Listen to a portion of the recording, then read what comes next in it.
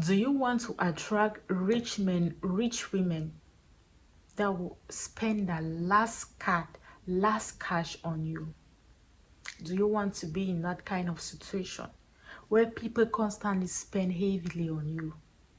I will be telling you how you can use just 2 items to achieve this particular result. You want people to heavily spend on you.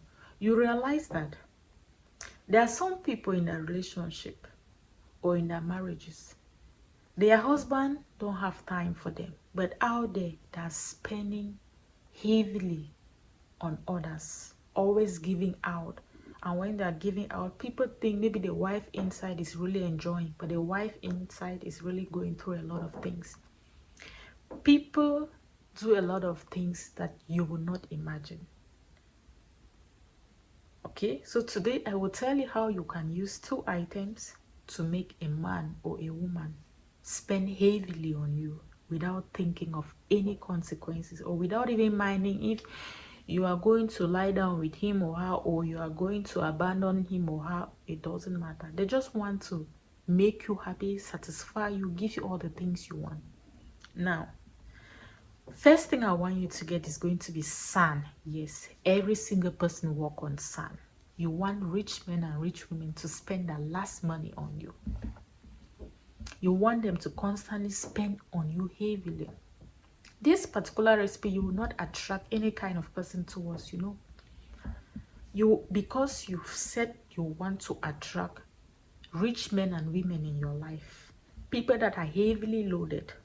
You don't mind what kind of business they do. You just want money. If you are that kind of person, you just want someone that will spend heavily on you. You don't mind the kind of business or the kind of transaction or whatever thing they do to have their money.